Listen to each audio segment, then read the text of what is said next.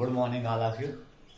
तो आज का हमारा physics 11th class chapter second में आपका इससे पहले बताए थे कि मात्रक यूनिट क्या है, यह कितनी प्रकार का होता है, इसको कितनी पद्धतियों में डिवाइड किया गया है। आज हमारा जो टॉपिक होगा वो आपका क्लास 11th का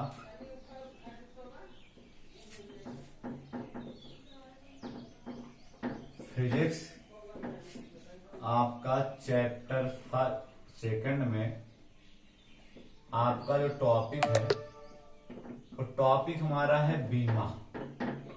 टॉपिक हमारा क्या है? बीमा। अब बीमा क्या है हमें ये जानना है।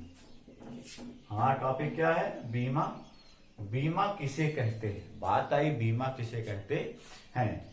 तो हम आपको बता दें किसी भौतिक राशि का बीमीय सूत्र आपके 11, 12 सब जगह प्रयोग होना है। हर भौतिक राशि का बीमीय सूत्र आपको मालूम होना चाहिए।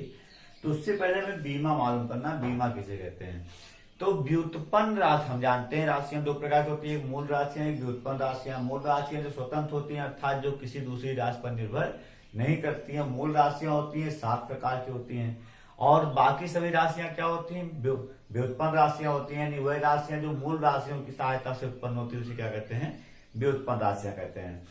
तो व्युत्पन्न राशियों को व्यक्त करने के लिए मूल राशियों पर लगाई गई घात को हम क्या कहते हैं?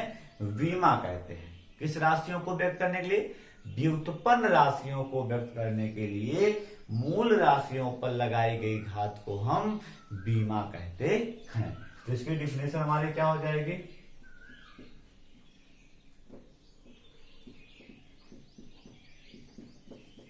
व्युत्पन्न राशियों को व्यक्त करने के लिए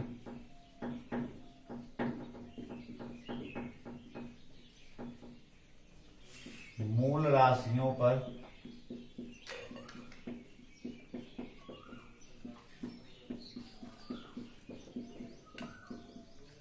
लगाई गई घात को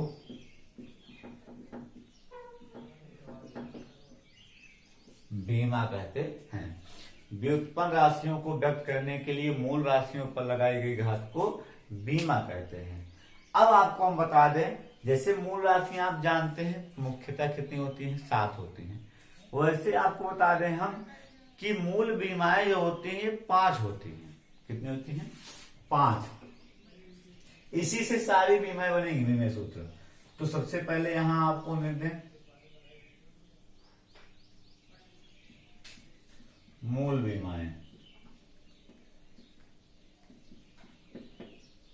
अब मूल बीमाएं कौन कौन है आप देखिए। पहला आपका आएगा लंबाई। अब लंबाई का मतलब आपका लंबाई से ही नहीं है।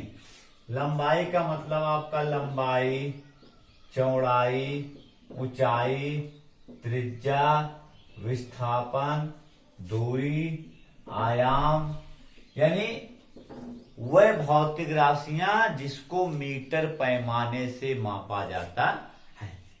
किससे मापते हैं हम? मीटर पैमाने से मापते हैं। तो सबसे पहले मूल बीमाओं की बात आ गई। तो मूल बीमाओं में आपको बता दें, पहले यहां हम लिख रहे हैं राशियां, यहां पर आपका मात्रक और यहां पर आपका क्या हो गया? बीमा। तो चलिए देखते हैं।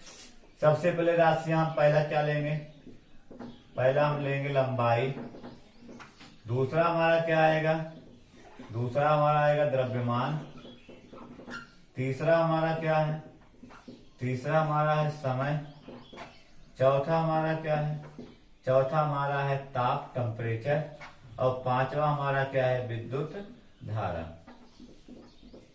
आपको यही 5 याद रखना है बस। इसके आगे आपको प्रयोग नहीं करना है। बस 5 में ही आपको सब मिल जाएगा।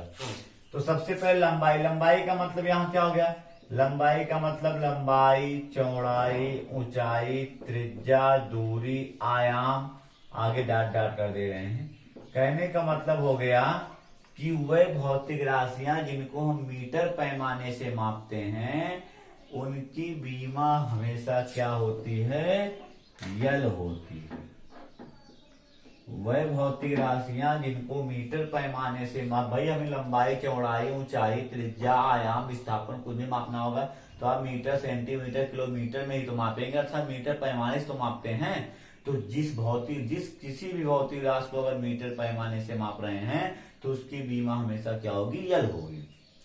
बातें मात्रक देते हैं, तो मीटर पैमाने से हम जिसको मापते हैं उसका मात्रक आपका मीटर भी हो सकता है, किलोमीटर भी हो सकता है, सेंटीमीटर हो सकता है, मिलीमीटर होता है, आगे भी आपका डेसीमीटर, हेक्टोमीटर कुछ भी हो सकता है।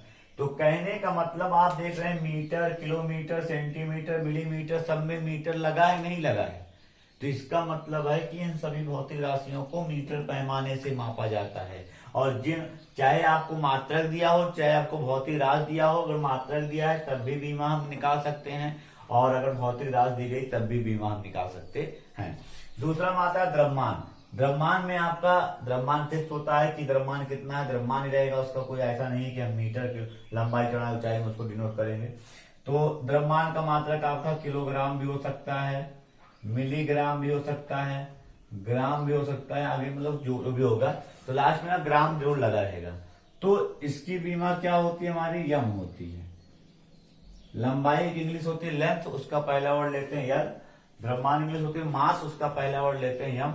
अब समय आप सेकंड में भी माप सकते हैं, समय आप मिनट में भी माप सकते हैं, समय आप घंटे में भी माप सकते हैं। तो चाहे जिसमें होगा समय, तो समय होता है, अगर आप घंटा, मिनट कुछ भी दिया है तो आप जान जाएंगे समय ही है। तो समय की बीमा क्या होती है, टाइम की बीमा क्या होती है, टी होती है। उसके बाद टेम्परेचर को हमेशा डिग्री सेल्सियस मापते हैं, और डिग्री आप कोण को भी कहते हैं, कोण को लिखते हैं थीटा से।